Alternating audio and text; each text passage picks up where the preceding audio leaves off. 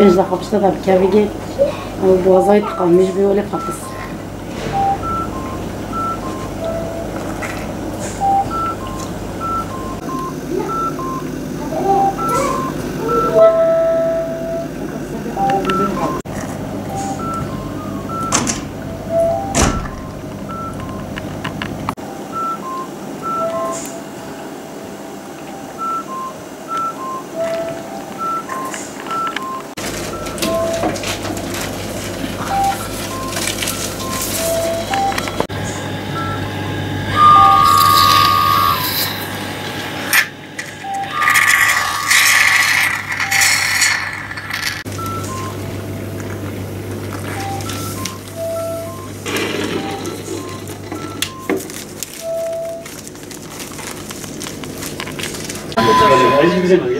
Sadece roje jam mazda kalimin ama değil diye ben. Yani farka bölge mi o batıyor?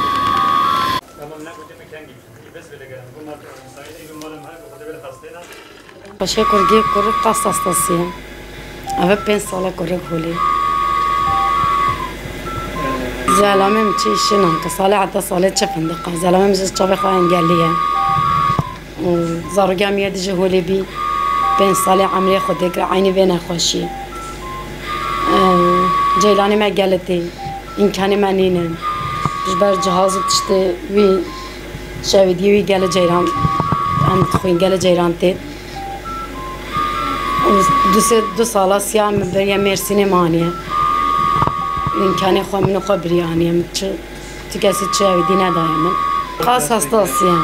یک سالی پیدا دست بکر. نه 6 سالیه و 5 ساله في حالي ده وجبريان هو شهر حتى لنجي بيجيش كاس دكتورها مالي فيزيك تداوية ليك لنجي بيجيش كاس نو لنجي بيجي ولي تدبيني بالي وقا جهازانا اف جهازي حمين كاني خو مكرينه فاتورة جانا مقالتي محافظة لوجي هاي بهاي بما 8 مليار ده وافين ديجي بينجا دهن ولا هما حق 8 ولا زيادات از خواهش کت قلیم شد خورینه تو تشتی زیاده منینه تو هنگی بتشتی دینینه ساجده جبونا و جهازی کره مهولیتی تو دستکش مرانای تو دستکی ولیش مرانیم ما چند جا باش ورمیش کلیش بونا جهازی ویش بونا ایدیوی تو دستکش مرانای از بعد بقیه هش بیار بکت خانزیتینیم قلب خراسیا هر های بردن اوهش مرسینش مراتي ماما اوجا عيني بقار جدي بالي وازدم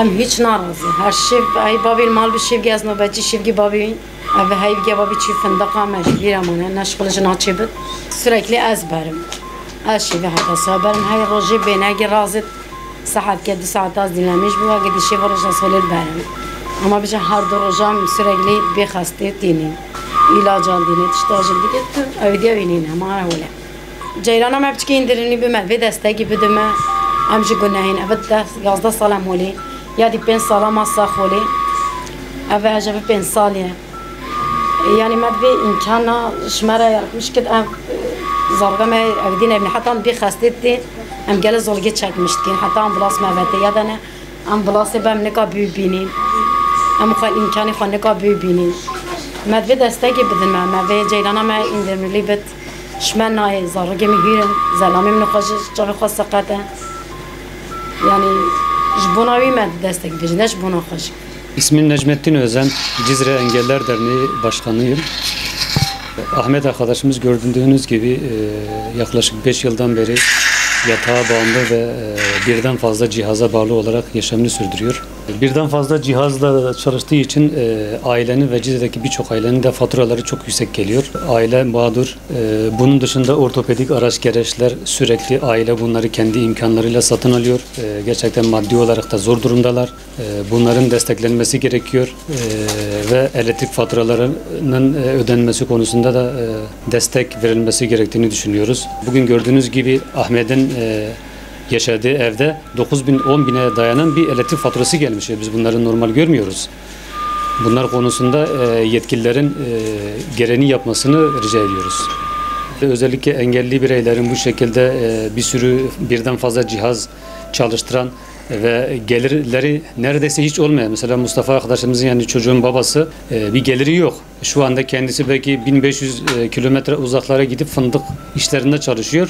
O 2-3 ay çalışacak. 2 ay sonra bu arkadaşımızın çalışabileceği bir işi yok. Yani bunu düşünün, yani evinin geçimini sağlayacak bir geliri olmayan bir insan 8-10 bin liralık elektrik faturalarını nasıl ödeyecek? Bunlar konusunda yetkililerin en azından faturalarını indirimli bir hale bir şekilde kullanmaları için düzenlemeler yapılmasını talep ediyoruz. Gerçekten zor şartlarda yaşamını sürdürüyorlar. Biz aileye gerekli desteğin sağlanmasını rica ediyoruz.